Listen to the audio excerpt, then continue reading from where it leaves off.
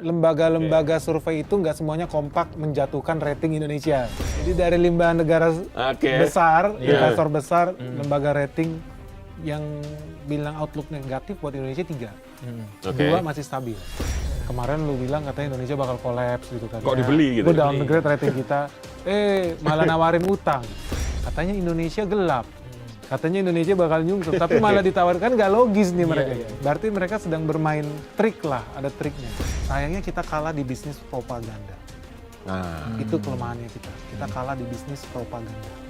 Pemerintah tidak paham. Akibatnya banyak yang turun dan cawe-cawe di situ. Oligarki main, oligarki lokal, oligarki luar main, negara luar juga main gitu.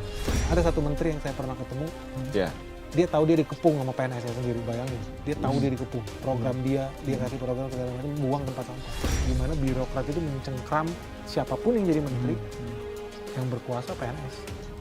Realita. Emang Prabowo punya bikin program AYO yang jalanin pasti PNS juga. Iya. Siapa lagi? Siapa lagi? Emang dia sendiri macul-macul suasana pangan kan? Iya.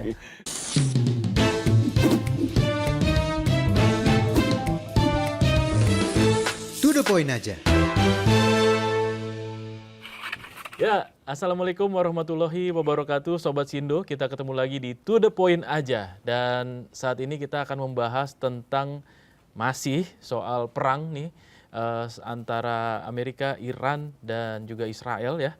Dan juga perkembangan geopolitik dan ekonomi, termasuk juga iklim investasi yang ada saat ini. Nah, bagaimana perkembangannya dan bagaimana sebenarnya nasib Indonesia ke depannya dari POV sosok yang cukup tenar di media sosial, yaitu Bang Benny Batara dari Benix Investor Group. Nah, yang sudah hadir di sini bersama juga dengan Mas Pung ya.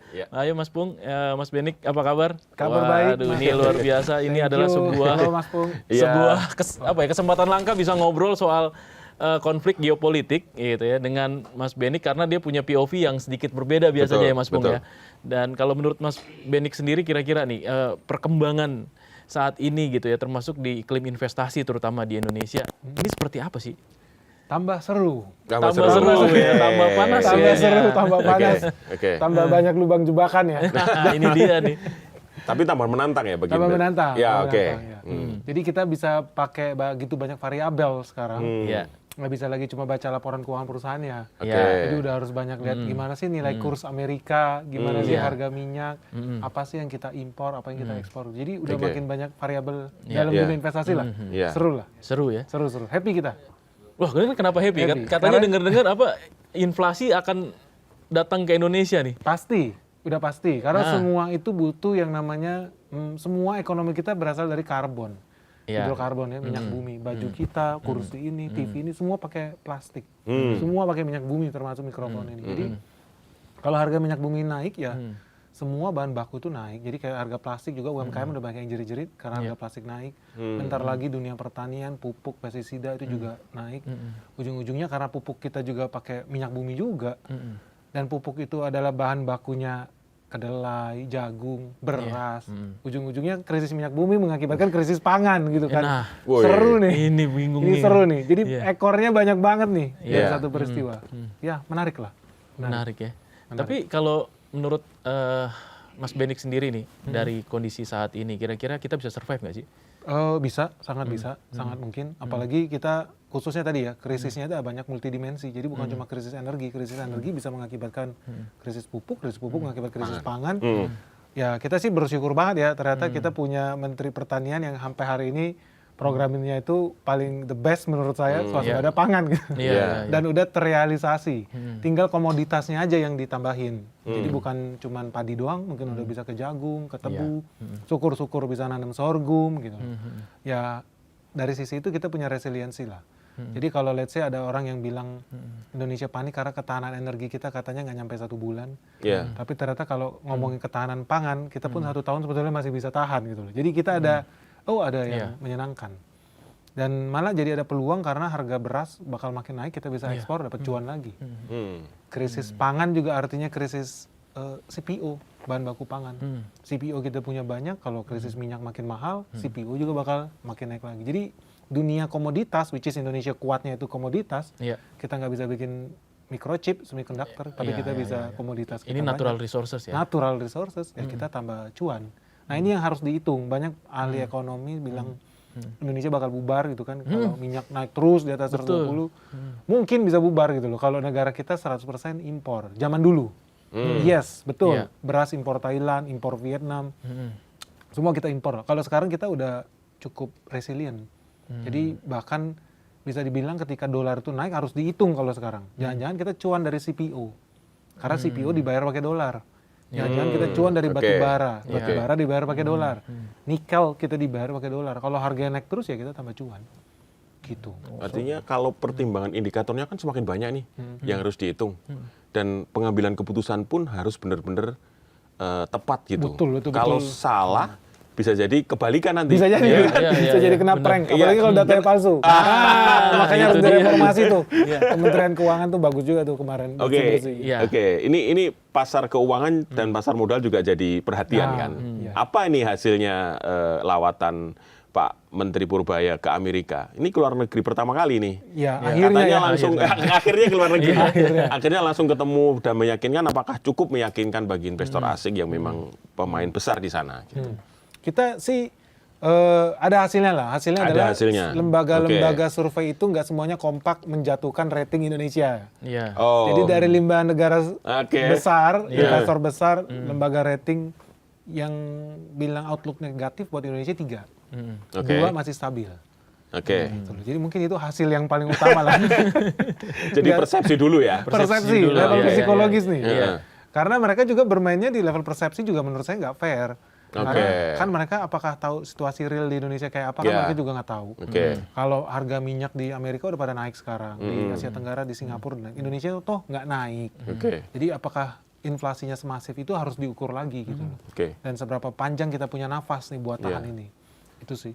Jadi menurut saya itu this is a very good news. Kenapa? Karena kita cukup tanggap situasi MSCI, kita bakal di downgrade apa enggak. Oke. Iya. Betul, kita ikutin apa maunya MSCI di depan layar. Tapi kan harus mau tahu di belakang layar mereka Iya. pengen apa. Ini kan lembaga for profit, lembaga Iya. cari cuan MSCI. Iya. Iya, PT. iya, betul. Iya. Ada pemegang saham yang butuh cuan. Ya. Ngobrol dengan pemegang sahamnya. Kemarin lah kan kita ngobrol akhirnya menteri kita dengan pemegang sahamnya MSCI. Ngobrol dengan investor-investor besar dunia. Dan menurut saya ini cukup unik. Kalau zaman dulu mungkin nggak kepikiran. Zaman dulu Oke. mungkin kepikirannya gimana kita ngutang sama IMF, meeting sama Iya. IMF, Betul. Iya. Iya. ngutang sama World Bank, ngutang sama gitu loh. Tapi baru kali ini kita punya menteri yang sadar benar dengan pentingnya capital market sampai dia ngurusin MSCI. Yang sebenarnya mungkin bukan tugas dia juga. Ya, betul, Iya. betul, betul. Seperti mungkin orang Iya, bursa efek oh, kayak iya, OJK. atau Danantara kayak apa Iya. OJK kayak. Tapi malah menteri nih, seorang menteri yang akhirnya mau nggak mau harus urusin itu, dan ya saya happy. Oh iya, dia care dengan ini. Dan mau nggak mau kita ngomong bursa efek berhubungan dengan persepsi. Ya. Ya kan, Oke. psikologi market. Iya. Ya, ini salah satu sinyal yang benar bahwa memang pemerintah nggak tutup mata Oke. dengan dunia investasi. Ya kita senang banget lah sebagai seorang investor.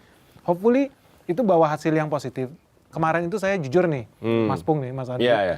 Saya 70% yakin Indonesia di downgrade sama MSCI. Wah, Yakin. gitu ya? Ya, yakin. Iya. Kita pun udah ngobrol sama teman-teman Investor. investor asing itu. Iya. Udah siap-siap ya? Udah siap-siap. Mereka semua sepakat Indonesia di downgrade. Wih.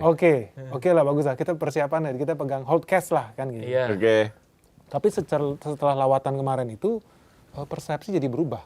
Karena banyak dari mereka mendadak tiba-tiba beli surat utang kita. Itu konyol. Menurut saya itu konyol. Kemarin lu bilang katanya Indonesia bakal kolaps gitu kan. Kok dibeli gitu? Itu downgrade rating kita. Malah nawarin utang. Ah, iya, Iya kan? iya. Ada yang nawarin utang, lu ambil utang hampir setengah kuadriliun, imagine. Setengah kuadriliun, 500 triliun, gila. Katanya Indonesia gelap. Katanya Indonesia bakal nyungsep, tapi malah ditawarkan nggak logis nih mereka. Berarti mereka sedang bermain trik lah, ada triknya. Oh. Karena lu nggak mungkin nawarin utang sama negara yang mau kolaps. Iya. Iya dong. Kenapa kita malah dipaksa-paksa ngutang-ngutang? Berarti dia juga ngeliat memang ada cuannya nih gitu kan. Oke. Ada potensinya nih. Ada potensinya, dan bukan artinya bisa jadi rating yang mereka kasih ke kita juga fake. Nah, itu yang kita harus bertanya-tanya. Yang dulu kan kita sempat punya pertimbangan jangan-jangan ini ada tujuan lain menurunkan rating itu untuk mencari barang murah gitu ya. Betul. Kira-kira ya. Betul, bukan kira-kira, pasti. Pasti, ya. Namanya Oke. investor gede, Dan pengennya ini terverifikasi di sini terverifikasi di sini. bahwa mereka memang mau nyari cuan yang murah gitu ya. Betul, mereka cawe-cawe. Jadi Mereka, surat utangnya murah Oke. nih. ya. Memainkan persepsi. Persepsi. Oke. Biar dihancurin kita, terus kita akibatnya bisa dibeli dengan harga murah negara kita. Oke, ada 2 indikator Bang Yes. yang membuat orang tuh masih ragu. Apa tuh? Pasar modalnya IHSG-nya masih di sekitar 7 ribuan gitu. Iya. Oke. Kalau itu persepsinya membaik gitu ya daripada sebelumnya, berarti kan akan kembali ke 9.000 gitu. Kira-kira gimana kalau pendapat Oh, itu? kalau soal IHSG saya yakin sih bakal jatuh dulu ke 6.000. Oh, jatuh dulu? Iya. That's okay. Normal. Itu oke itu ya? Oh, iya, oke. Oke. Normal, nggak ada masalah. Tapi bakal bounce back maksudnya Bang. Pasti akan bonsai. Jadi nggak langsung tiba-tiba pulang terus naik gitu nggak ya? Oh enggak. Enggak, itu udah jadi dukun dong namanya. Enggak bisa lah. Kayak Oke. tukang urut pijit-pijit tulang nyambung lagi gitu kan enggak bisa lah. Jadi yang namanya ekonomi ya begitu, namanya dunia investasi, grafik itu begini normal. Itu wajar. Lah. Wajar. Oke. Tapi dalam jangka panjang ya kita berada dan mengarah ke arah yang lebih baik. Begitu. Dalam jangka pendek mau nggak mau ya krisis global, krisis Hormuz, krisis perang gitu kan. Iya. Ya di mana-mana. Pasti bakal, jangan kan Indonesia ya. Saya yakin Amerika bakal inflasi tinggi. Eropa harga PLN di sana Oke. listrik udah naik 70%. Di Belanda bahkan udah di rasio. Orang Oke. mau laundry aja dibatasin. Pemakaian airnya. Oke. Bentar lagi mungkin pemakaian gasnya juga dibatasin. Tapi kan kita nggak tahu yang di Iya. sini. Gitu, di sini kita happy-happy aja gitu. Iya, Jadi di sini nanti di bawah 6.000 terus nanti mau naik lagi di Oh, saya sih yakin 10.000. Ya, kalau Purbaya bilangnya di atas 10.000 ya. Menurut saya ke 20.000 pun sangat realistis sebetulnya. Oh gitu. Ya, tapi tentu nggak bisa dalam tahun ini. I think within the next 2 or 3 years ya, kita itu harusnya udah di zona 20.000. Jadi Oh gitu. jadi nggak ada masalah dengan krisis yang terjadi saat ini. Even pun kita di downgrade sama MSCI. Dan ini ada buktinya. Oke. Awal tahun 2000-an itu Argentina juga diserang sama IMF. Oke. IMF and the gang, mereka downgrade. Jadi darinya mereka di bursa emerging market, turun ke frontier market. Semua orang panik. Frontier ya. Frontier market. Iya. Di waktu itu sekitar 30.000 sampai 60.000 peso lah harga indeksnya di mereka naik turun. Hari ini udah lebih dari 2 juta. 2 juta poin. Jadi naiknya ribuan persen gitu loh. Justru karena dia di downgrade Malah naik. malah naik ribuan persen. Dan ini fakta, bisa dicari sendiri sama teman-teman, riset sendiri. Yang saya bilang fakta, dia di downgrade malah naik. Memang ketika hari di downgrade crash marketnya. Oke. That's okay. Tapi abis itu kan perusahaan luar juga bakal re-indexing lagi. Tetap mereka punya wajib invest di negara berkembang. Jadi mereka akan cari-cari lagi mana yang bagus. Nah ini peluang sebetulnya buat perusahaan tier 2, tier 3 yang bakal naik. Tapi ini kabar buruk bagi perusahaan tier 1. Big Bang, Bank Buku 4. Oke. Yang sama ini terima duit dari BlackRock lah, JP Ya. Morgan, Iya, yang iya. memang cuma bisa invest di perusahaan gede. Gede, gitu. gede. Ya mereka yang apes hari ini nih. Dan akan tambah nyungsep, pasti. Oke. That's okay, normal. Bukan artinya kemarin ada yang bilang, wah Bank BCA turun terus. Ya. BRI turun terus, Indonesia bubar, nggak ada hubungannya. Bisnisnya tetap jalan, nggak ada hubungannya. Karena dunia capital market itu nggak ada hubungannya dengan itu. Karena BNI sahamnya kemahalan. Oke. Dan in fact dari tahun lalu gue udah bilang, Bank BCA pasti turun terus. BRI bahkan bisa tembus di bawah 3.000. That's okay gitu loh. Bukan Oke. artinya Indonesia bubar, nggak ada hubungan. Ini justru kesempatan bagi investor ya. Iya kalau orang yang investor ngerti jangka ya. panjang ya kalau mereka paham justru dari peluang buat investasi. Nah. Gitu. Oke Bang, jadi soal rupiah. Ya. Nah, tadi kan udah IHSG udah dijelaskan bahkan nanti akan kembali ke bisa di level atas 20.000, 20.000. Iya, 20.000. Nah, bagaimana dengan rupiah? Kan selama ini kan kelihatan udah di atas 17.000. Ya. Bagaimana penjelasannya nih, Bang? Oh ya sesuai yang seharusnya gitu. Malah aneh Iya. kalau rupiah malah mau Oh, gitu. Ya jadi udah sesuai Oke. normal-normal aja. Hmm. Kita bahkan pernah bilang sampai 20.000 harusnya rupiah. Dan Oh. sepanjang Indonesia masih hobi minum minyak bumi gitu kan. Kita ini ketagihan ya. Iya. Kalau minyak bumi itu narkoba, berarti orang Indonesia ini hobinya sakau semua gitu loh. Iya. Tiap hari bakar terus Iya, gitu. iya, Impor iya, terus iya. dibakar, impor dibakar. Kita bikin skenario waktu itu gini, kalau seandainya 1 barel minyak itu $80. Ya. Terus andai kata naik ke $120. Artinya kan 1 barelnya tetap sama. Oke. Tapi duit yang harus dibelanjakan 50%. Betul. Dari 80 Lebih ke mahal. $120 ya. 50% lebih mahal. Artinya rupiah yang digadaikan juga 50% lebih banyak. Iya. Itu penggadaian rupiah sebetulnya. Ya, ya, ya. Artinya seiring harga minyak makin mahal, semakin banyak rupiah yang harus dijual, ditukar ke dolar, Iya. dolarnya buat impor minyak, sampai Indonesia dibakar lagi gitu kan. Iya. Konyol memang, tapi itu yang kita lakukan berhari-hari bahkan. Nambah hari, nambah dolar yang kita bakar. Iya. Artinya seiring hari berjalan udah hukum alamnya rupiah bakal makin melemah. Oke. Tinggal itu bisa dipercepat atau bisa diperlambat. Mm-mm. Tergantung negara mau dibawa bubar secepat mungkin gitu atau ditunda gitu Iya. kan, atau Iya. dibatalkan. Nah itu ya kembali lagi gimana kemampuan kita diversifikasi energi.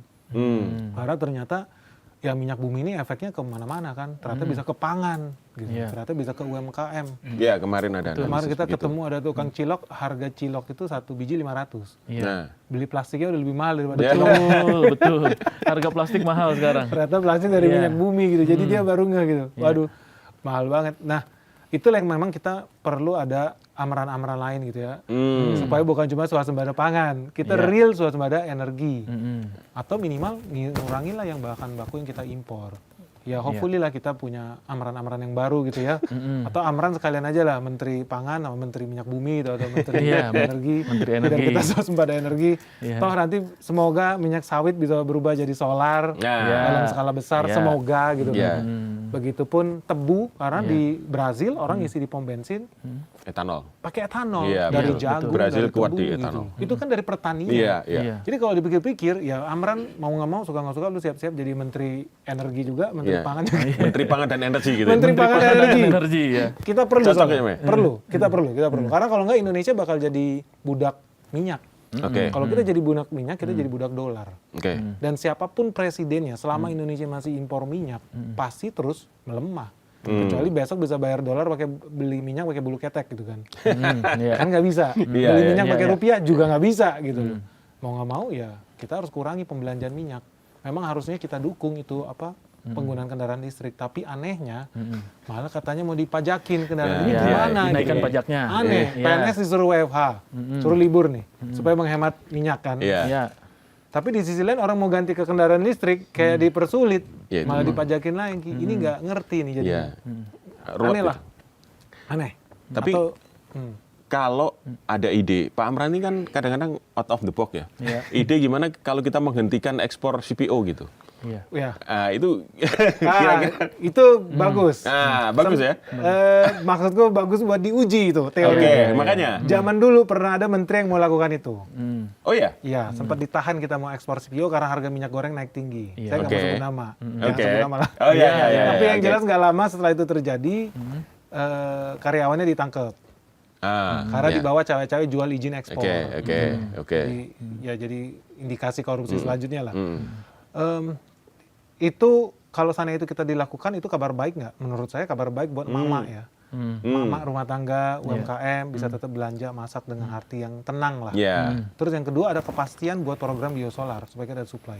Iya. Yang bakal menjerit udah harus siap-siap kita digangguin sama India sama Cina karena mereka butuh CPO kita. Benar. Gitu. Terbesar mereka di Cina dan India ya, Pak. Betul. Kalau Karena kita penduduknya berhenti, miliaran ya. Iya. kita berhenti mereka pakai apa itu? Ya bakal pakai apa? Apa mereka besok jadi makan bakmi rebus semua gitu kan? Singkong rebus semua. Bisa jadi mereka bakal komplain juga. Dan memang faktanya kemarin juga komplain ketika Oke. era menteri yang dulu itu lakukan itu. Dan ketika mereka komplain artinya ada gangguan geopolitik juga. Oh, Siap nggak kita diserang tuh? oke. Kita dicawe-cawe karena ini udah ngomong urusan perut negara lain, Iya betul sih. rakyat mereka gitu kan. Iya. Tapi saya dukung nggak itu? Saya dukung banget karena artinya kalau kita stop CPO, artinya harga CPO naik tinggi. Nah, Iya. ikan dapat cuan lagi Dapat nih. cuan Kita dapat lagi. cuan lagi. Nah. Apalagi ditakar pakai kuota misalnya kayak batu bara ada RKAB. Iya. Dibatasin kamu cuma bisa ekspor 700 juta ton tahun ini. Misalkan CPO di RKAB kan. Saya yakin harga CPO makin naik tinggi. Iya. Kita tambah cuan lagi gitu. Jadi selalu ada opportunity. Iya. Buat teman-teman yang ngerti gitu kan dunia investasi ternyata semenarik ini. Iya. Iya. Gitu. Artinya kan kita itu sebenarnya selain importir minyak memang itu yang patut kita segera atasi ya. Kita itu sebenarnya eksportir juga, satu CPO dan batu bara.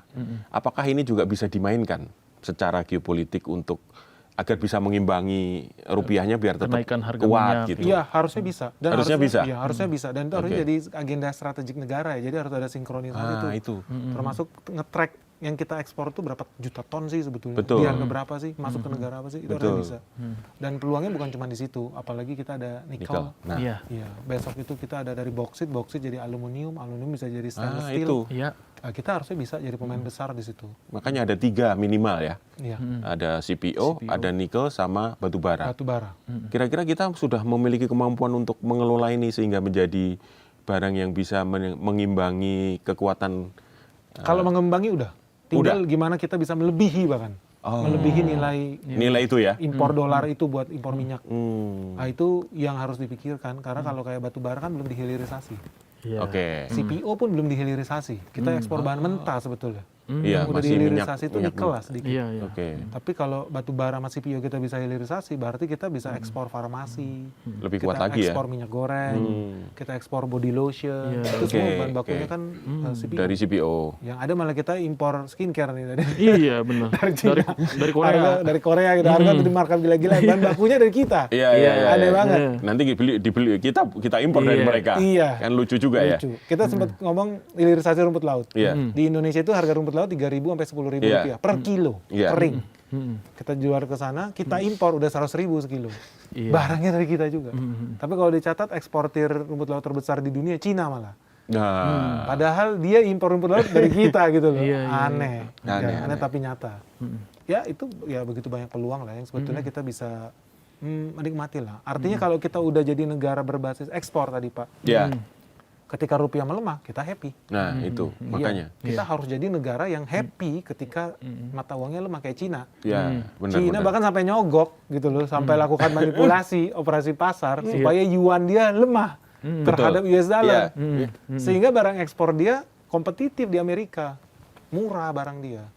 Nah, kita harusnya udah punya mindset begitu gitu. Berani bilang bahwa ya kita mau jadi negara eksportir. Kita harus mau rupiah kita melemah.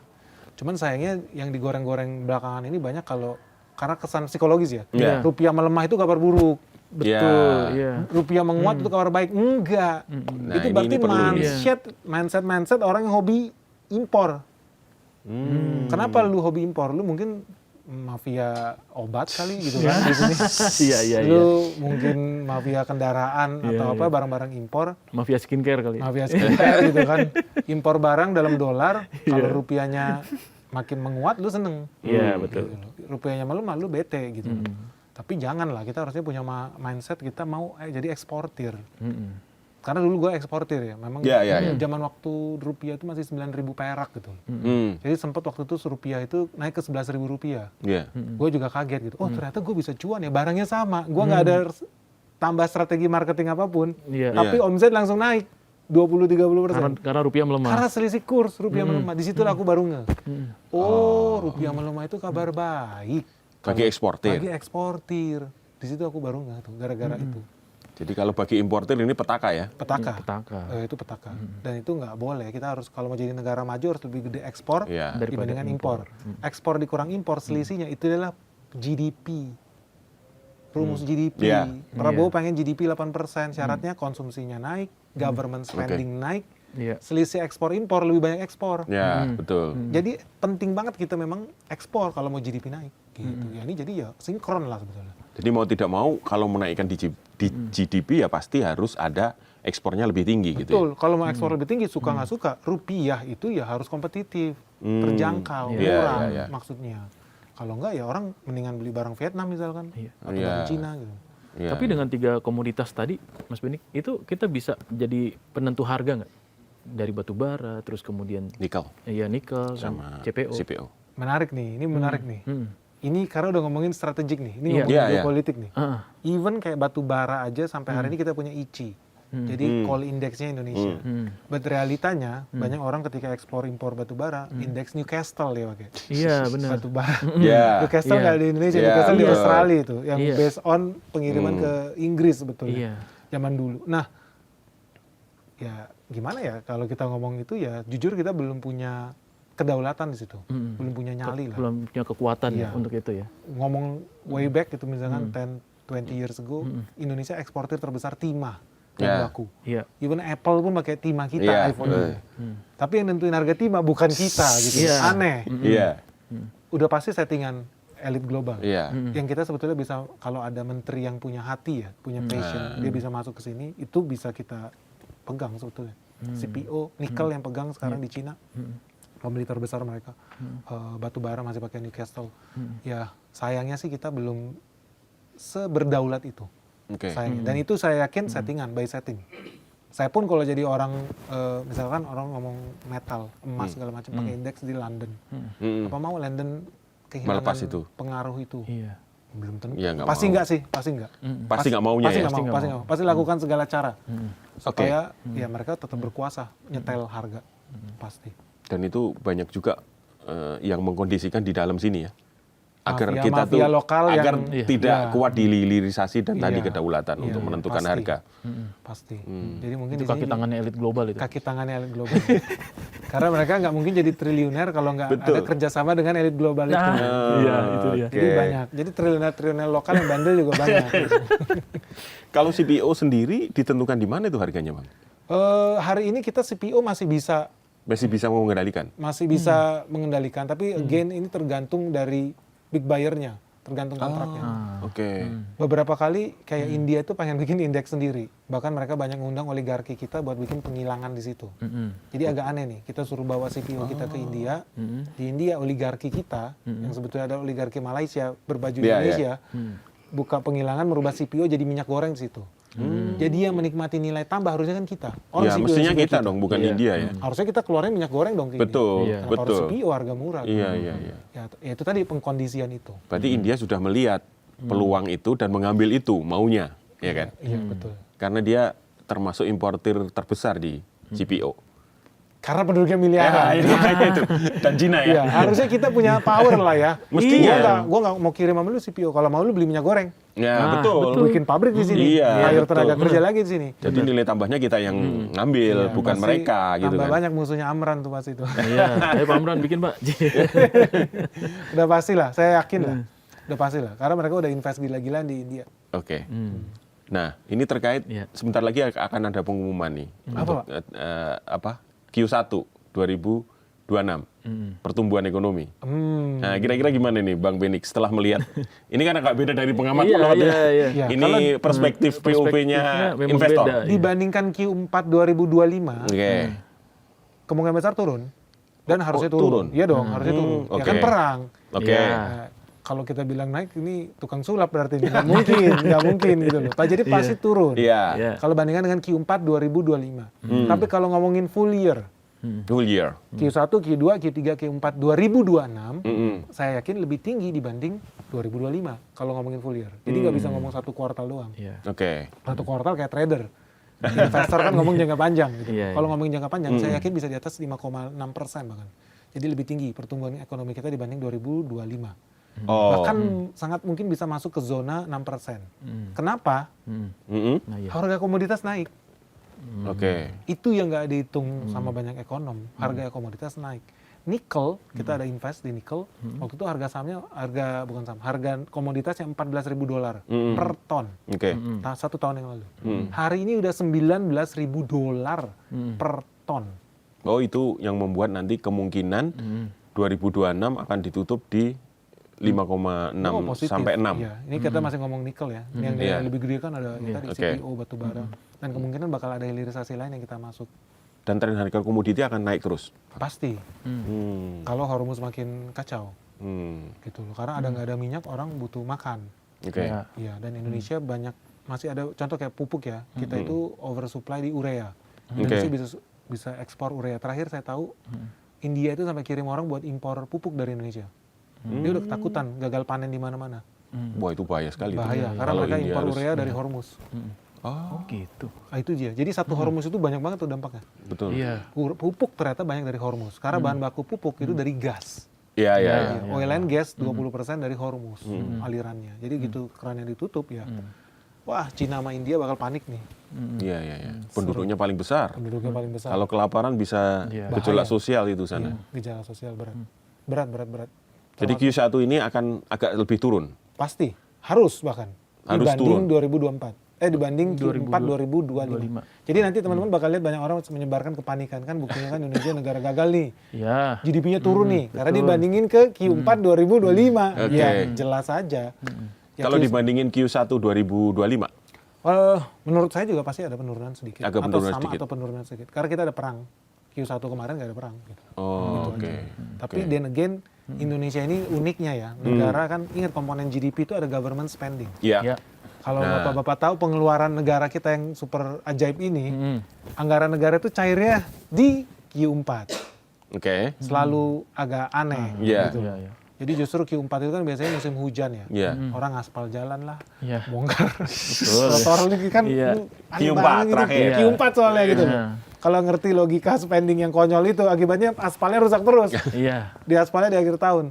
Tapi ya dari situ kita bisa lihat pertumbuhan Indonesia itu gradually seharusnya dari Q1 itu bawah terus naik Oh, di akan Q4. naik terus di Q4. Iya, bukan karena negaranya abal-abal, enggak, tapi memang Karena kebijakan Karena spendingnya di konyol. akhir rezim ya. keuangannya itu ya. Rezim keuangannya dari mulai wali kota, kepala desa, jangan-jangan juga kelurahan, Iya, gubernur, sama semua di Indonesia. Aneh banget. Padahal nggak boleh begitu ya.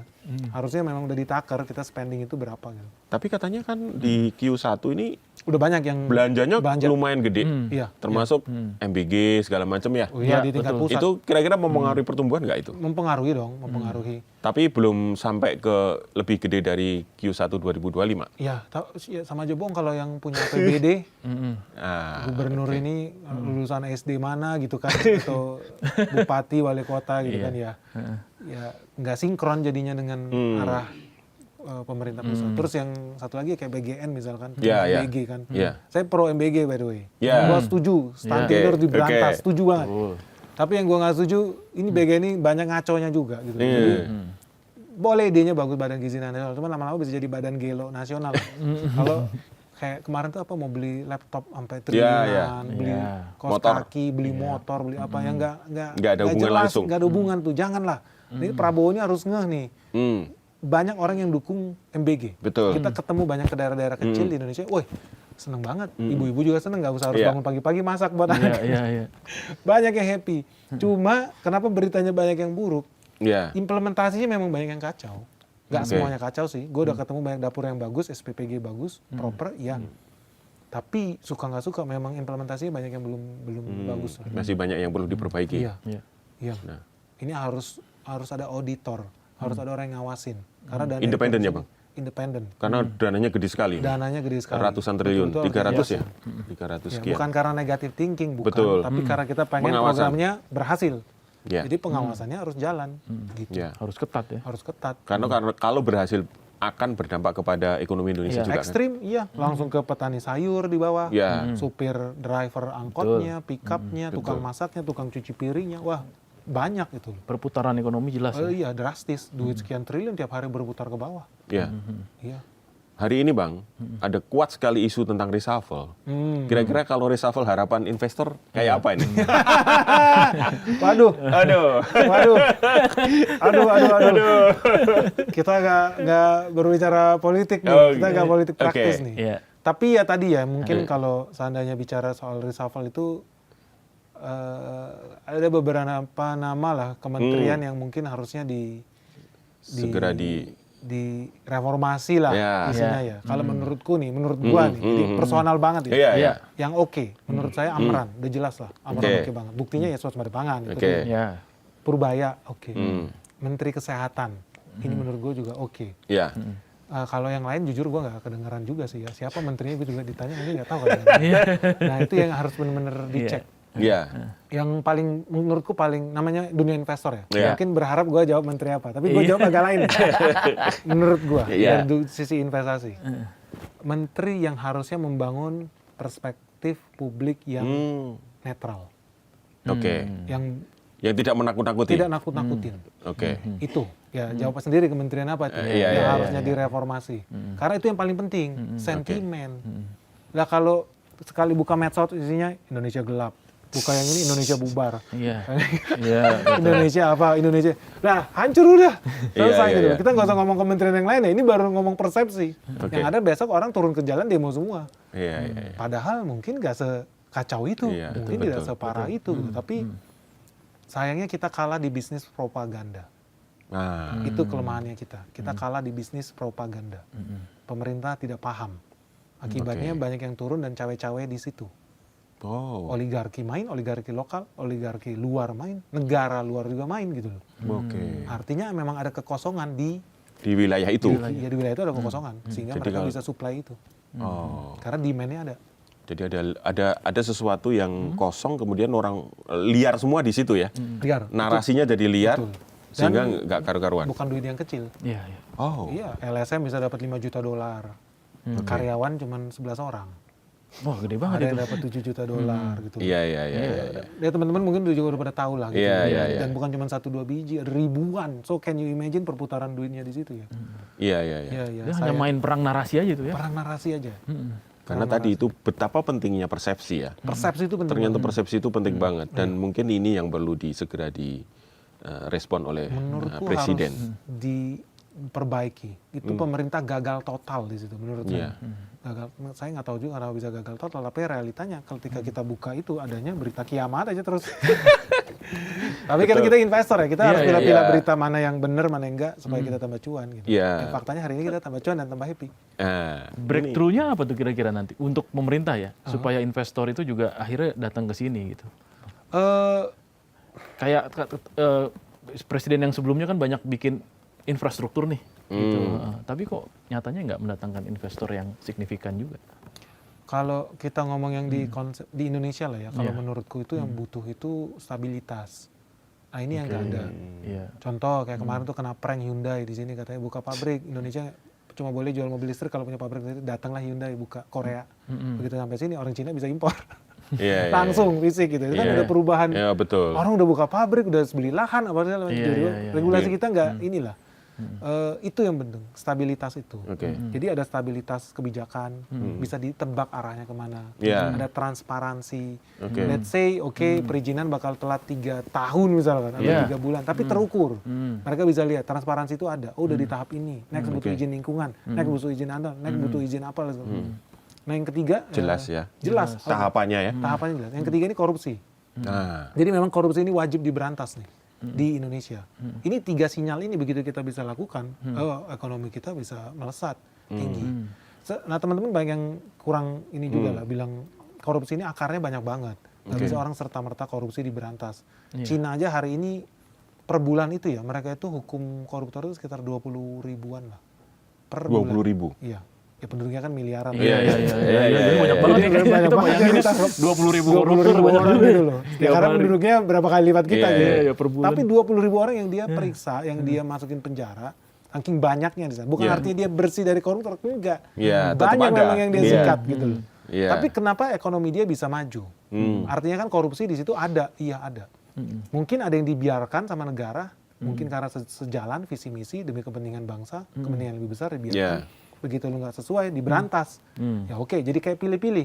Ya that's okay. Tapi kenapa investor tetap invest di Cina dengan segitu banyak korupsi?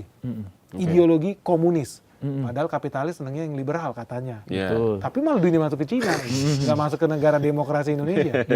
Ternyata yang dia butuh dari Cina, kepastian itu jelas. Kepastian ya. Kepastian. Pemerintah pusat bilang A, sampai kepala lurah, desa, camat A. Semua sama. Iya, di sini enggak. Nanti ada pergub ini bilang B. Peraturan ini, bupati ini. bilang C gitu. Iya. Peraturan wali kota bilang Beda X lagi. gitu. A, B. Wah, udah selesai lah bubar. Kepastian itu penting. Makanya kalau dari urutan itu menurut saya itu. Ada stabilitas itu, kepastian, ada transparansi. Yang ketiga ini korupsi. Korupsi di negara manapun ada, tapi yang penting itu bisa di manage lah, manageable. Oke. Iya. Kalau sekarang yang terkait korupsi ini ya, ada di internal beberapa kementerian itu ada pencopotan dirjen-dirjen nih. Ada di Kemenkyu ada 2 dirjen, terus Kementerian Perumahan 2 dirjen, Kementerian PU 2 dirjen. Itu kira-kira Lagi bersih-bersih. menimbulkan persepsi baik nggak bahwa birokrasi itu sedang dibersihkan gitu? Kalau menurut saya iya. Harusnya begitu memang. Jadi ketika orang naik masuk ke sana jadi menteri, yang ini yang udah-udah ya. Yang udah-udah. Kita ngobrol banyak negara itu dikungkung oleh birokratnya. Jadi ini curhatan temanku. Dia eselon 1 lah kalau di Jepang. Eselon 1 di Jepang. Oh, ini Jepang nih ya. Di Jepang. Dia bilang, Ben, lu bilang kan kita suka ngobrol. Kita muji-muji, kita pengen kayak Jepang nih gini-gini. Dia bilang gini, Ben, lu Yoshihiro Samada kalau nggak salah namanya. Yamada. Ben, lu kira Jepang tuh bagus? Enggak. Lu bayangin di Jepang itu orang bisa berkantor di satu perusahaan sampai 50 tahun, 60 tahun. Swasta ya gitu. Bayangin apalagi PNS-nya. Waduh. Dan itu bisa sampai ke anaknya. ke cucunya. Turun-temurun gitu. Turun-temurun Wih. PNS-nya. So, lu bayangkan ketika ada orang di sana jadi PNS berkarir 60 tahun dan Iya. punya anak juga di situ. Iya.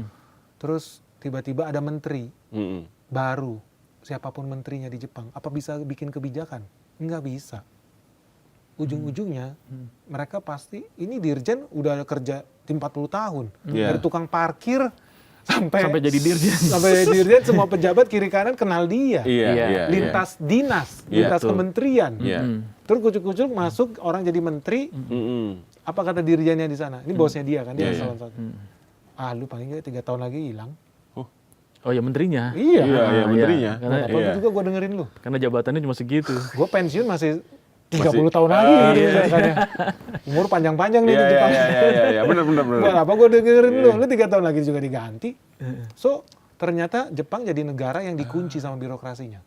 Sama birokrat. Iya. Jadi birokrat lebih berkuasa dibanding eksekutif. So, siapapun yang jadi presiden, siapapun yang jadi menteri, nggak bakal gerak. Nah, sekarang kita lihat Jepang ya stagnan. Iya, Bahkan iya, tambah iya. nyungsep pasti. Iya. Yang maju di sana PNS-nya.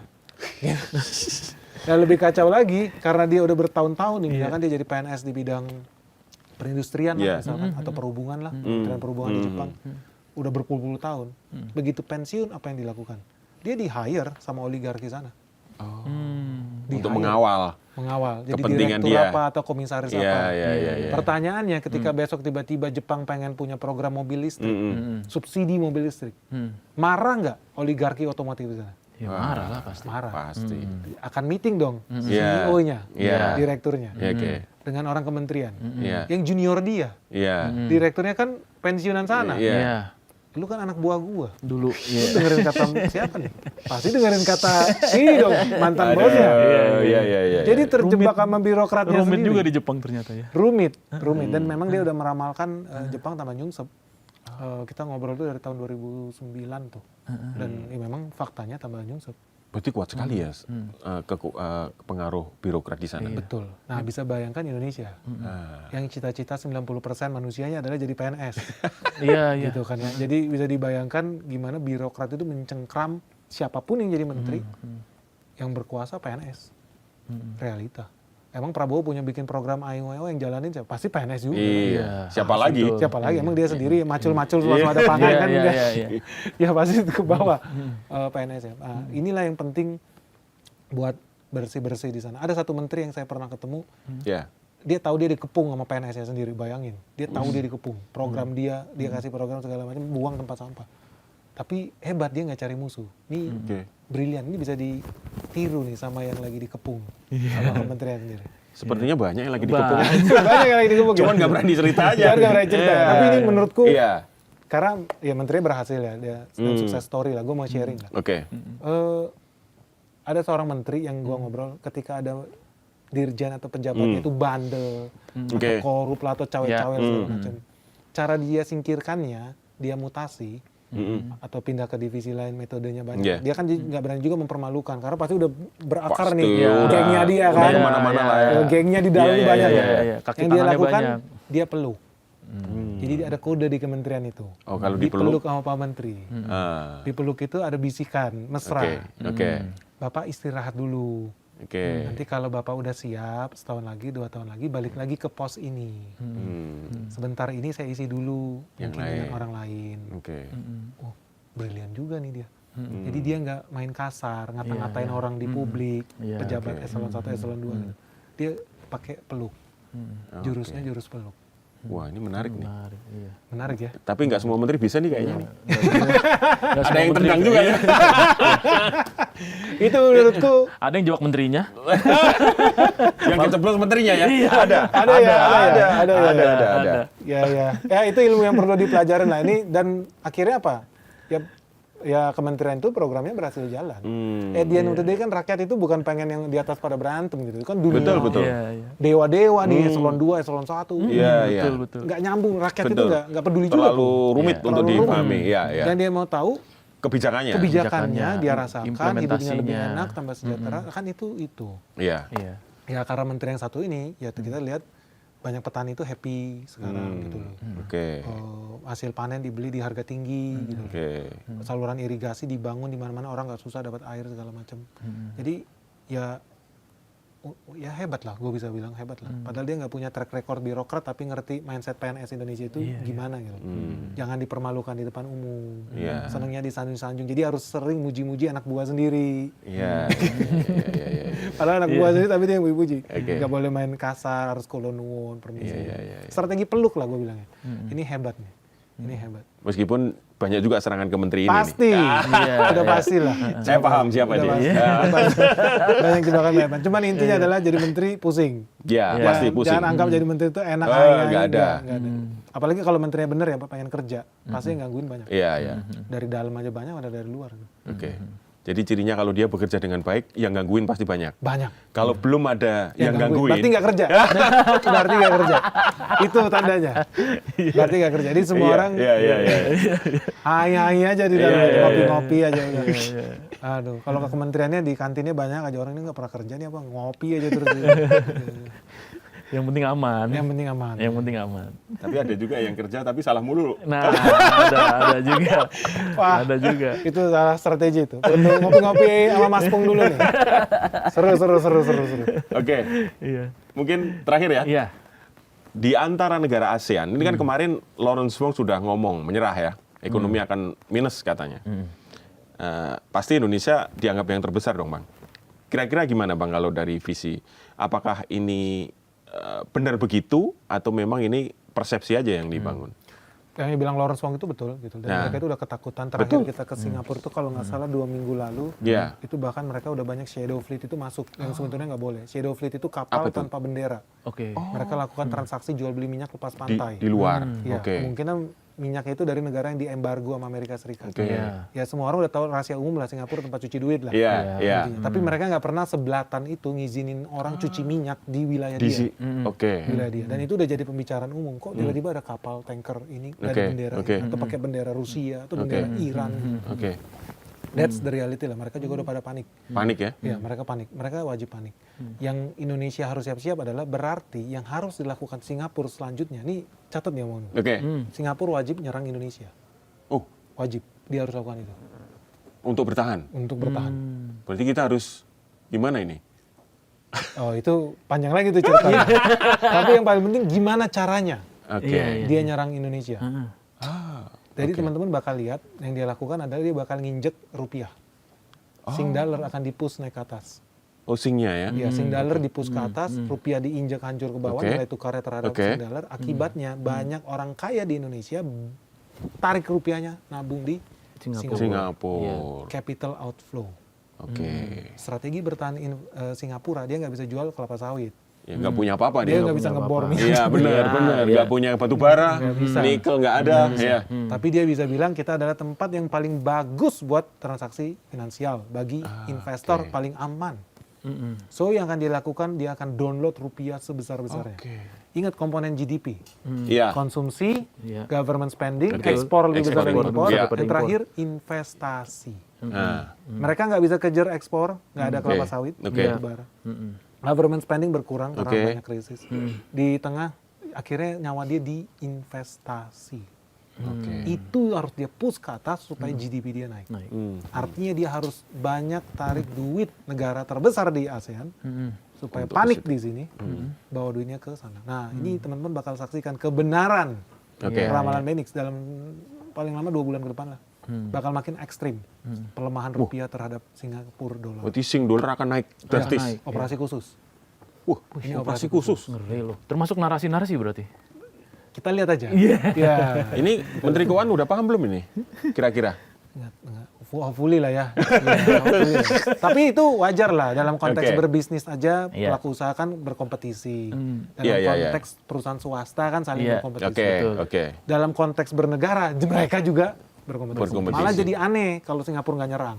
Konyol. Ya, dia harus lakukan itu, dia harus lindungin rakyatnya. Dia harus naikin GDP dia. Punya proksi nggak Singapura di sini? Banyak. Banyak ya? Iya, banyak. Jangan khawatir, oversupply. Pengkhianat bangsa itu oversupply di sini. Iya. Kirain sedikit, taunya oversupply. Ternyata banyak. Ternyata banyak. Oke. Aduh, Seru-seru. luar biasa. Menarik sekali. ini. Nanti mungkin kita undang lagi setelah Boleh, kita ada undang pergerakan lagi. serangan-serangan baru. Siap. Setelah ada serangan dan ruji. Iya, betul. Oke, Seru nih. terima kasih Mas Thank you, Benik Mas atas Andri. Thank you, waktunya. Bang Benik. Kita nanti ngobrol-ngobrol lagi ya lebih detail karena waktunya udah mepet banget ini. Siap. Kita sudahi dulu, to the point aja. Sampai jumpa. Assalamualaikum warahmatullahi wabarakatuh. Salam.